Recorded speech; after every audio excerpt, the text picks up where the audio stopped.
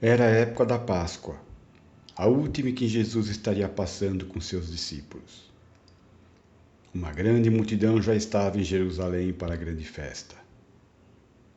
Quando souberam que Jesus estava vindo para a celebração, muitos deles, eufóricos, cortaram ramos de palmeiras e os espalharam pelo caminho, esperando a passagem de Jesus.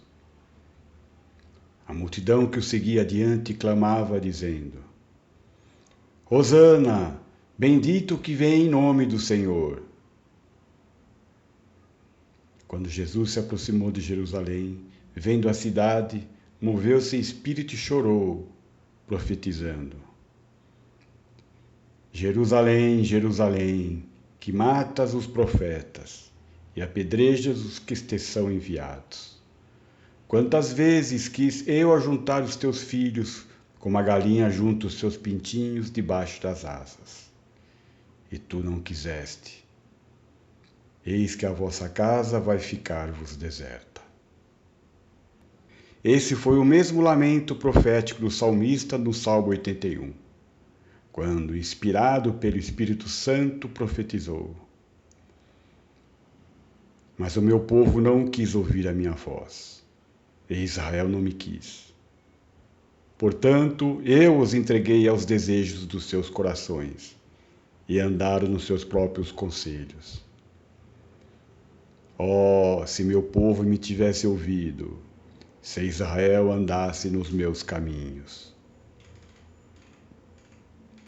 Ó Israel, alma ingrata, havias sido chamado por Deus, trazido de volta a esperança, lavado do pecado, batizado e passado pelo Mar Vermelho. Mesmo assim, tu não quiseste ouvir o Senhor. Em tua jornada pelo deserto, murmuraste, te contradisseste, reclamaste e foste agitado com sedições. Ó Israel, quão ingrato tu foste àquele que te livrou da perseguição dos teus inimigos, que te guiaste pela terra seca do deserto, mas com comida e bebida, com luz à noite e sombra de dia. Então o Senhor te entregou aos desejos de teu próprio coração. Ó alma minha, tu também estás à vontade com essa ingratidão? Mas por acaso não é esse o teu caso? Já te esqueceste dos tesouros escondidos que o Senhor uma vez te mostrou de relance? Diz-me. Talvez, pois escolhi ir atrás das afeições de meu próprio coração. Não consigo evitar. O que eu posso fazer? Sabes que o diabo faz isso. Os demônios são terríveis. Eles são os responsáveis por isso. Eles são os meus inimigos. Mas tu, não te lembras de que Deus é de fato o teu primeiro amor e desde o começo do mundo? E que Ele também nos ama tanto que nos deu a todos o seu único Filho, para que todo aquele que nele crê não pereça, mas tenha vida eterna? E quanto aos teus inimigos, Ele também te assegurou que Ele em breve os subjugaria e viraria a mão contra os teus adversários. Mas agora o que tens para te queixar dos inimigos? Nós mesmos nos tornamos nossos piores inimigos, fingindo obedecer ao Senhor. Não deveríamos então voltar àquele estado de espírito, quando em aflição e angústia clamávamos ao Senhor e Ele nos ouvia. Tínhamos uma só vontade, o de seguir os desígnios do Senhor. Mas quais são esses desejos que devemos abandonar, senão aqueles que nos levam a cometer más ações, atos diabólicos, atos a serem condenados por Deus?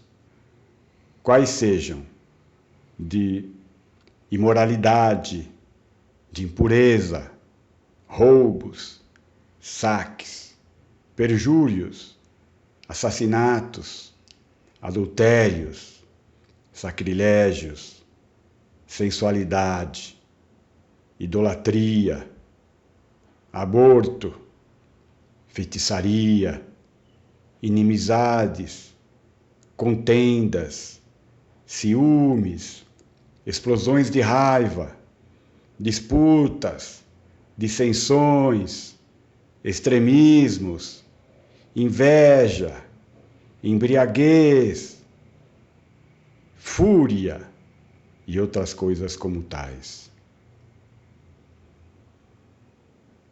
Como Jesus profetizou, quando ele vier em sua glória, reunirá as nações diante dele e apartará uns dos outros, como o pastor aparta dos bodes as ovelhas. E porá as ovelhas à sua direita, mas os bodes à esquerda.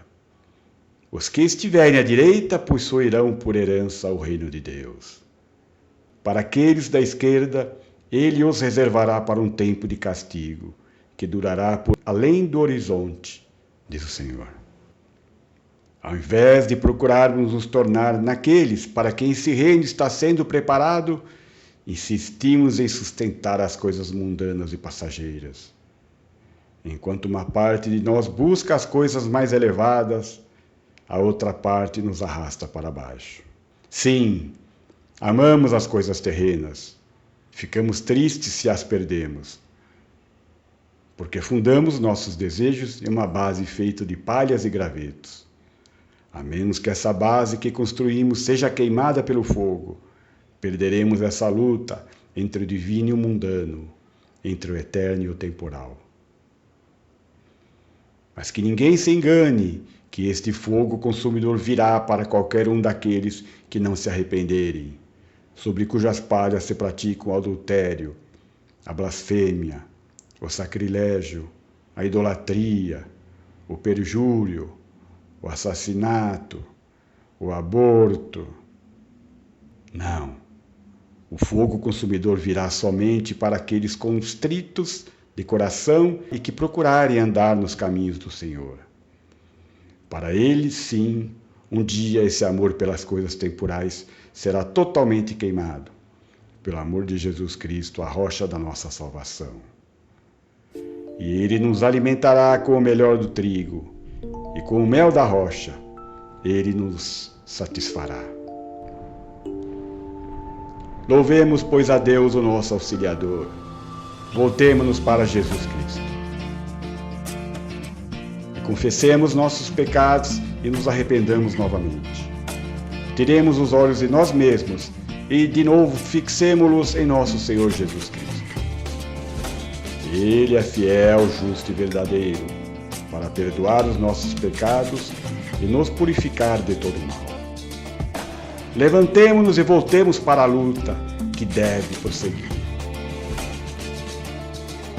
Antes, como servidores de Deus, tornando-nos recomendáveis em tudo, na muita paciência, nas aflições, nos sofrimentos, nas necessidades, nas angústias, nos açoites, nas prisões, nos tumultos, nos trabalhos, nas vigílias, na fome, na pureza, na ciência, na longanimidade, na benignidade, no Espírito Santo, no amor verdadeiro.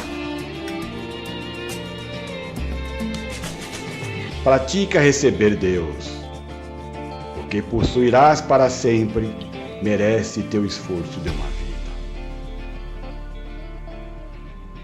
Amém.